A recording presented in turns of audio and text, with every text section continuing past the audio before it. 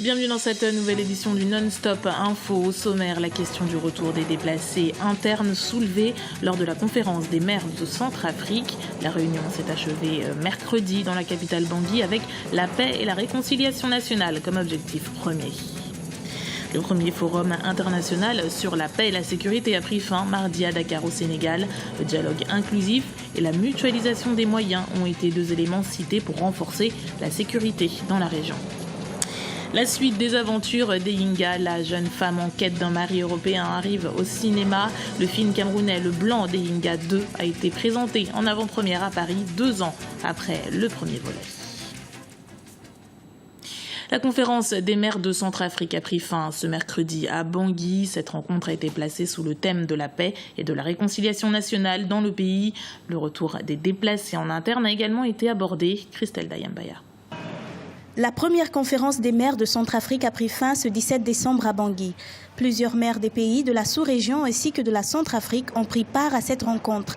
Les participants ont abordé plusieurs thématiques telles que la paix, le rôle des autorités locales dans la réconciliation, la reconstruction pour le développement local et le retour des déplacés internes. Cette conférence a réuni les maires de Centrafrique en associant les maires des grandes villes de la sous-région pour faire le point, tout simplement, de ce qui prévaut en matière d'administration locale. Vous savez bien que les maires sont des élus locaux. Ils ont à charge la politique de proximité en matière d'épanouissement social. La question du retour des déplacés internes a été soulevée afin de trouver des solutions pour sécuriser la sous-région et renouer ainsi le dialogue entre les différents groupes du pays. La conférence était placée sous les thèmes de la paix, la réconciliation et le retour des déplacés dans la dignité. Et donc les questions d'antinomie entre les groupes sociaux, nous n'avons pas parlé des belligérants, parce que vous savez, les anti-Balaka et les Sénéca, ils ne font pas partie de ces populations dont nos maires s'occupent dans nos provinces, voyez-vous. Et donc, il était question de jeter les jalons pour le dialogue intercommunautaire, pour la réconciliation et la relance des activités économiques, sociales et culturelles dans nos municipalités. En République centrafricaine, la présidente Catherine Samba Panza a fixé au 15 février 2015 la fin de la transition politique. Le pays traverse une grave crise socio-politique depuis mars 2013. La fin de la période de transition a été décidée suite à des consultations avec des forces vives de la nation. Elle devrait déboucher sur l'organisation d'élections générales et le rétablissement de l'ordre constitutionnel. Au Nigeria, 54 militaires ont été condamnés à la peine de mort par une cour martiale mercredi. Accusés de mutinerie, ils avaient refusé de combattre contre Boko Haram au mois d'août. Ce genre de refus de se déployer sur le terrain est fréquent de la part de l'armée. Les militaires s'estiment mal équipés et déclarent manquer de munitions pour leurs armes. Face à eux, les hommes du mouvement terroriste possèdent chars, lance-roquettes et armements lourds. Depuis leur apogée en 2009, le mouvement Boko Haram est responsable de la mort de 10 000 victimes. Le premier forum international sur la paix et la sécurité s'est achevé ce mardi à Dakar, au Sénégal. Pendant 2 jours, près de 350 participants ont débattu des solutions à apporter aux crises que traverse le continent. Pour les participants, la mutualisation des moyens et un dialogue inclusif sont indispensables pour faire face aux groupes armés. À cela s'ajoute la promotion de la démocratie. Reportage d'Eladj Ndiaye, notre correspondant au Sénégal. Les chefs d'État du Sénégal, de la Mauritanie, du Mali et du Tchad ont clôturé ce mardi le Forum international de Dakar sur la paix et la sécurité en Afrique. Cette première édition s'est penchée sur les nouvelles menaces dans un paysage sécuritaire bousculé par les conflits armés, le crime organisé, le terrorisme, la piraterie et les fléaux de santé publique. Pour Macky Sall, chef de l'État du Sénégal, le moment est venu de redéfinir la stratégie de maintien de la paix pour faire face aux groupes armés. Nous devons changer les règles d'engagement de nos forces. Elles sont harcelées à Kidal par des poses de mines au quotidien. Nous devons nous donner les moyens non seulement de défendre nos forces, mais de riposter chaque fois que c'est nécessaire. Et aucun moyen ne doit être de trop pour que les forces, les casques bleus des Nations Unies soient sur le terrain pour combattre et non pour une quelconque interposition. Face à la montée d'une nouvelle génération de terroristes plus jeunes et plus connectés au monde globalisé, tels que Boko Haram et AQMI, le Forum de Dakar préconise une coalition des États. Les États africains doivent compter sur leurs propres forces en se dotant des outils de défense et de sécurité à même de faire face à toutes les menaces. De même, nous estimons qu'il faut encourager le dialogue intercommunautaire et interreligieux. Les chefs d'État africains s'unissent pour faire face aux défis sécuritaires du continent. Mais au-delà du continent africain, c'est le monde entier qui est menacé par la poussée de l'extrémisme religieux qui, selon le président du Mali, Ibrahim Boubacar Keïta, trouve sa source au sud libyen. Tant qu'on n'aura pas résolu le problème du sud libyen, il n'y aura pas la paix dans nos régions. Cet arsenal fabuleux qui est là, qui s'enrichit chaque jour, on le sait, qui est devenu un marché fabuleux d'armes à destination de nos pays. La prévention des conflits constitue également une stratégie à mettre en œuvre. Il s'agit d'un important sujet selon l'ancien président nigérien Olusegun Obasanjo. Il appelle les leaders africains à prendre les devants en mettant en place un système d'alerte et d'anticipation. La prévention passe également, selon lui, par la mise en place effective de la force africaine en attente. Le vice-président zambien Guy Scott, qui assure la transition depuis le décès du président Michael Sata, a martelé mercredi son intention de se maintenir au pouvoir jusqu'aux élections anticipées du 20 janvier, scrutin où il ne pourra pas se présenter, ses parents étant nés hors de Zambie. Sur les 17 membres du gouvernement, 14 ont organisé une conférence de presse pour demander la démission du vice-président, une décision que le principal a intéressé à comparer à de la trahison. L'économie, 1500 milliards de francs CFA, c'est le montant du budget de l'État béninois pour l'exercice 2015. Il a été adopté mardi 16 décembre, une somme en augmentation de 33% par rapport à l'année en cours. L'adoption de ce budget permettra à l'exécutif de mettre en œuvre des projets de développement axés sur la production agricole et la promotion de l'entrepreneuriat. Reportage de notre correspondante au Bénin, Chérèlie Watawema. 1500 milliards de francs CFA, c'est le montant du budget de l'État béninois, exercice 2015, qui a été adopté. Réunis en séance plénière ce mardi 16 décembre, les députés ont donné leur accord au projet de loi des finances 2015.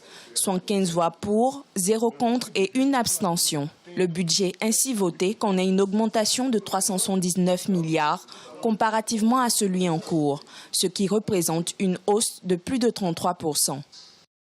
C'est un budget qui intervient dans 2 contextes qui se tiennent.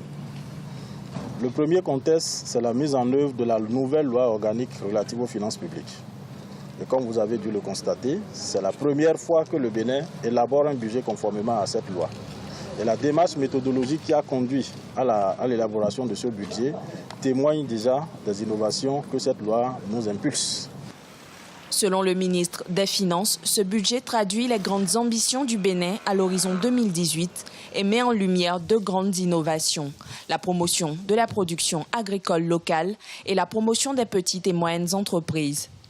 En effet, plus de 50% du budget est destiné au secteur productif. Les projets innovants de développement exposés à la table ronde de Paris, tels que la construction d'un hôpital de pointe, l'aménagement des régions touristiques, entre autres, pourraient être mis en œuvre.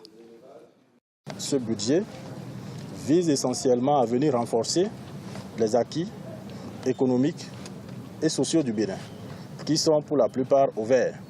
Et comme vous le constatez ces derniers moments, le Bénin a enregistré beaucoup de succès sur plusieurs indicateurs.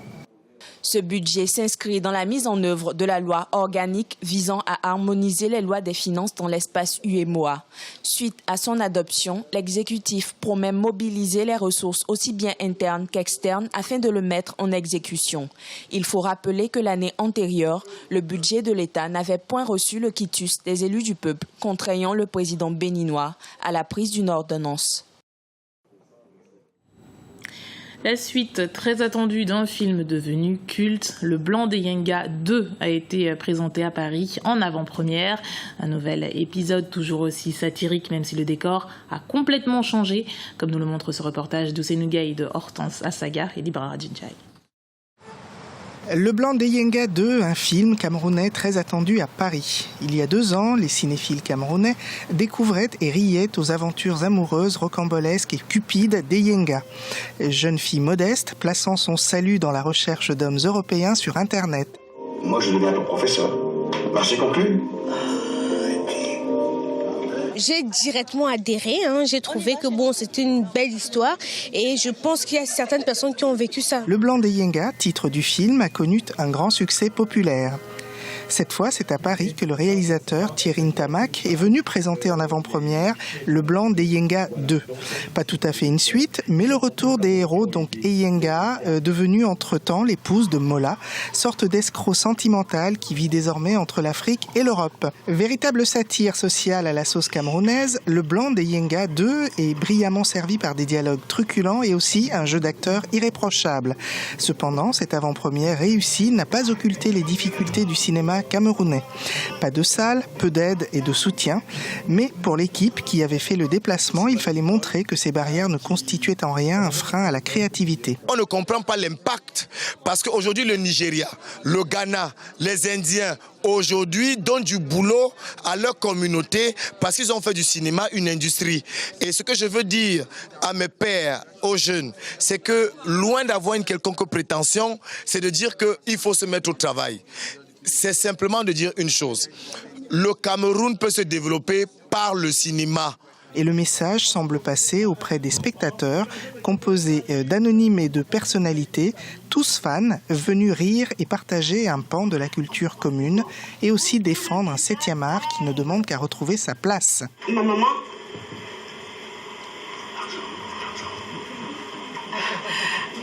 si tu savais, il est très malade. C'est une expérience très enrichissante pour moi d'abord en tant que comédienne et ensuite pour toute l'équipe, pour le Cameroun d'ailleurs. La diaspora camerounaise a plein de chaleur et je crois que c'est ça qui me marquera à fond, quoi. J'ai tellement attendu ce film parce que j'étais un peu dans les coulisses pendant le tournage et je suis fière d'être camerounaise, je suis fière de voir le cinéma camerounais aussi fort, sans complexe et les images du Cameroun m'ont véritablement émue avec toute leur originalité et tout leur naturel. Les dialogues alors vraiment l'argot camerounais, franco-camerounais, c'était juste extraordinaire, quoi. Gageons que Le Blanc des Yenga 2, long métrage qui sortira en DVD, égaiera le public camerounais et plus largement tous les amateurs d'un cinéma qui pique tout en faisant du bien. C'était le journal de la rédaction. Merci de l'avoir suivi. Retrouvez dans un instant une nouvelle édition du Non-Stop Info sur Africa 24.